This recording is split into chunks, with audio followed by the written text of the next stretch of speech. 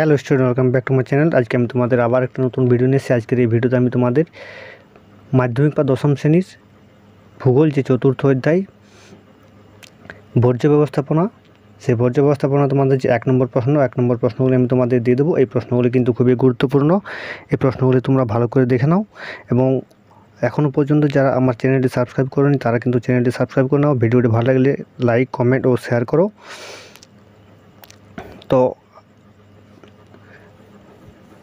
মাধ্যমিক বা দশম শ্রেণীর চতুর্থ অধ্যায় বর্জ্য ব্যবস্থাপনা থেকে যে গুরুত্বপূর্ণ প্রশ্ন, সেই প্রশ্নগুলি কিন্তু আমরা দেখে নিই। প্রথম প্রশ্ন হচ্ছে, হ্যাজার্ডাস ওয়াস্ট বলা হয় কাকে? বিষাক্ত বর্জ্য পদার্থকে। খবরের কাগজ এক প্রকার কি? খবরের কাগজ কিন্তু এক প্রকার হচ্ছে আমাদের জৈব ভঙ্গুর। তারপরে প্রশ্ন, চিকিৎসা সংক্রান্ত বর্জ্যের মধ্যে উল্লেখযোগ্য হলো স্যালাইন বোতল।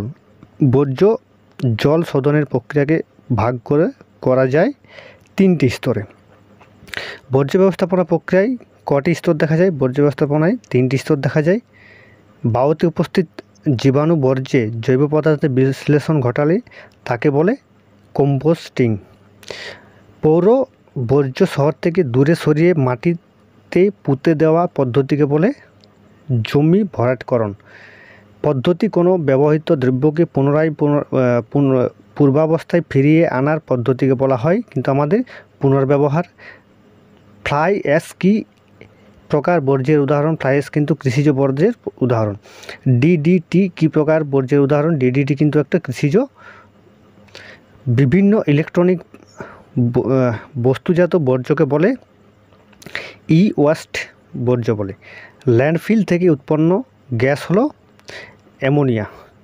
কঠিন বর্জ্য থেকে যে গ্যাস পাওয়া যায় তা হলো মিথেন।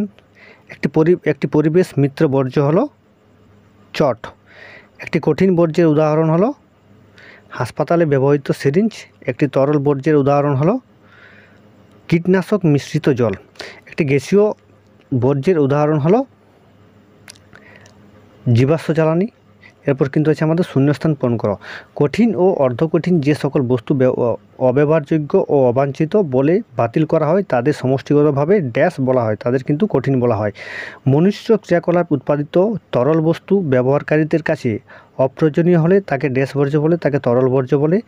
জীবজগতের সৃষ্ট বিষক্রিয়ার ভিত্তিতে বর্জ্যের দুশ্রেণী হলো ড্যাশ বর্জ্য, বিষাক্ত ও অবিষাক্ত। যেসব স্থান থেকে বর্জ্য উৎপন্ন হয় তাকে বর্জ্য পদার্থের উৎস বলে। তরল বর্জ্য ব্যবস্থাপনার প্রধান পদ্ধতি হলো ড্যাশ নিষ্কাশন। একটি জৈব পদার্থের উদাহরণ হলো ড্যাশ গোবর। স্ক্রাবার ড্যাশ বর্জ্য ব্যবস্থাপনার অন্তর্গত গ্যাসীয়। কাগজ থেকে পুনরায় কাগজ উৎপাদন ড্যাশ প্রক্রিয়ার অন্তর্গত পুনর্নবীকরণের। ড্যাশ খ্রিস্টাব্দ থেকে আমেরিকান কংগ্রেস সমুদ্রে তেজস্ক্রিয় বর্জ্য পদার্থ ফেলা স্থগিত রেখেছে 1982। কোনো পরিবর্তন ছাড়াই বর্জ্য পদার্থের ব্যবহারকে বলে ড্যাশ পুনর্ব্যবহার বলে। এরপর আছে কিন্তু আমাদের একটি বা দুটি বাক্যে উত্তর দাও। তাপবিদ্যুৎ কেন্দ্রের উৎপন্ন ছাইকে কি বলা হয়? ফ্লাই অ্যাশ বলা হয়। ISWM এর প্রণাম কি? Integrated solid waste management. জৈব বিশ্লেষণ ঘটে এরকম দুটি বর্জ্যের উদাহরণ দাও। হিউমাস সবুজ উদ্ভিদের অংশ। চিকিৎসা ক্ষেত্রে দুটি বর্জ্য পদার্থের নাম লেখো, সিরিঞ্জ ও ক্যাপসিউল।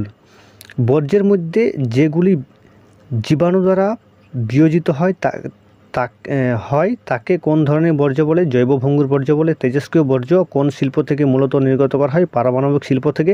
রাসায়নিক শিল্প থেকে নির্গত বর্জ্যের উল্লেখ করো। রং, অ্যাসিড ও তেল।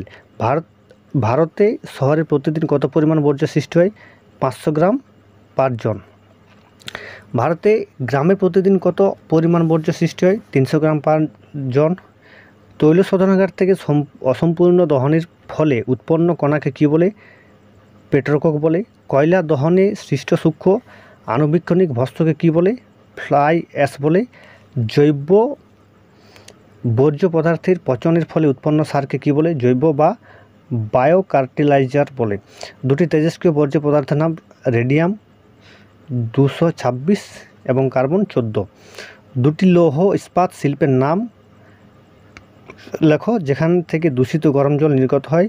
ব্লাস্ট ফার্নেস ও তাপবিদ্যুৎ কেন্দ্র থেকে। জৈব ভঙ্গুর দুটি বর্জ্য উদাহরণের নাম শাকসবজি, খাবারের অবশিষ্টাংশ। জৈব অভঙ্গুর দুটি বর্জ্য পদার্থের নাম প্লাস্টিক ও কাঁচ। কাগজ শিল্প থেকে কী বর্জ্য নির্গত হয়? সেলুলোজ। দুটি বিষাক্ত জৈব পদার্থের নাম লেখো, সীসা ও পারদ। দুটি চিকিৎসা বর্জ্য উদাহরণ দাও, ক্যাথিটার ও সিরিঞ্জ। শিল্পের বাউকে শোধনের জন্য প্রচলিত পদ্ধতিকে কী বলে? স্ক্রাবার বলে। জীবাণু দ্বারা বর্জ্যের বিয়োজন পদ্ধতিকে কী বলে? কম্পোস্টিং বলে। বর্জ্য জল শোধনের পদ্ধতিকে কী বলে? নিষ্কাশন বলে। মাটিতে পুঁতে বর্জ্য অপসারণ পদ্ধতিকে বলে জমি ভরাটকরণ। দুটি তেজস্ক্রিয় বর্জ্যের উদাহরণ ইউরেনিয়াম ও রেডিয়াম। দুটি শিল্প বর্জ্যের উদাহরণ রং ও চামড়া। পরিবেশের নানা স্থানে সঞ্চিত কঠিন আবর্জনা সৌন্দর্যের বিঘ্ন ঘটালে তাকে কোন প্রকারের দূষণ বলা হয়? তাকে দৃশ্য দূষণ বলা হয়। ইউরোপীয় ইউনিয়ন কি? ইউরোপের দেশগুলিতে সম্মিলিত একটি বাণিজ্য গোষ্ঠী। যে সমস্ত বর্জ্য রাসায়নিক ক্রিয়ায় বিঘটিত হয়ে অবিষাক্ত পদার্থে পরিণত হয় সেগুলি কোন ধরনের বর্জ্য? সেগুলি জৈব বিঘটন বর্জ্য। দুটি জীবাশ্ম জ্বালানির দহনজনিত বর্জ্যের নাম লেখো, হাইড্রোকার্বন ও কার্বন মনোক্সাইড। ভরাটকরণ প্রক্রিয়ায় একটি সুবিধা লেখো, বায়ু দূষণের পরিমাণ হ্রাস পায়। কোনো পদার্থ ব্যবহারের পর ওই পদার্থের বাতিল অংশকে আমরা বলি বর্জ্য। জীবজগতের সৃষ্ট বিষক্রিয়ার ভিত্তিতে বর্জ্যকে কটি ভাগে ভাগ করা যায়? দুটি ভাগে ভাগ করা যায়। ভারতের কোন মহানগরে প্রতিদিন কঠিন বর্জ্যের পরিমাণ সর্বাধিক? দিল্লি। গৃহের প্রতিদিনের কাজের উৎপাদিত আবর্জনা হলো গৃহস্থলীর বর্জ্য। পারমাণবিক জ্বালানি চক্রের ফলে যে প্রকার বর্জ্যের সৃষ্টি হয় তা হলো তেজস্ক্রিয় বর্জ্য। গ্যাসীয় বর্জ্য ব্যবস্থাপনার একটি যন্ত্র হলো স্ক্রাবার। একটি কৃত্রিম বর্জ্যের উদাহরণ হলো তেজস্ক্রিয় বর্জ্য। একটি জীব বিশ্লেষণ বর্জ্য হলো ধানের তুষ। কম্পোস্টিং যে পদার্থের উপর প্রয়োগ করা হয় তা হলো জৈব বর্জ্য। সালফার ডাইঅক্সাইড যে প্রকৃতির বর্জ্য, গ্যাসীয় বর্জ্য। কঠিন বর্জ্যকে অক্সিজেনের অনুপস্থিতিতে দহনের মাধ্যমে তাপীয় বিয়োজন ঘটানো হয় যে প্রক্রিয়া তা হলো পাইরোলাইসিস। কঠিন বর্জ্য পদার্থগুলি ফেলার জন্য পরিকল্পিত স্থান হলো ল্যান্ডফিল।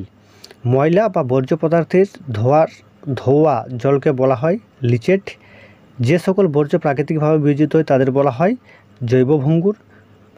বর্তমানে সামগ্রিকভাবে প্রায় কত শতাংশ কৃষিজাত খাদ্য রাসায়নিক ঔষধি বহন করে? 51%।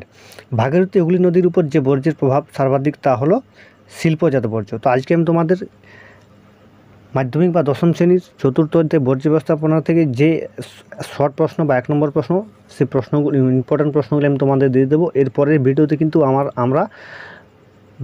আমরা তোমাদের চতুর্থ অধ্যায় বা বর্জ্য ব্যবস্থাপনা থেকে 2 নম্বর ও বড় প্রশ্নগুলি কিন্তু আমি তোমাদের দিয়ে দেবো। আমার এই চ্যানেলে তোমরা মাধ্যমিক উচ্চ মাধ্যমিক সমস্ত বিষয়ের সাজেশন ও নোটস কিন্তু এখান থেকে তোমরা সম্পূর্ণ বিনামূল্যে পেয়ে যাবে। মাধ্যমিকের সমস্ত বিষয়ের নোটস ও সাজেশন পেতে চ্যানেলটি তোমরা সাবস্ক্রাইব করে নাও।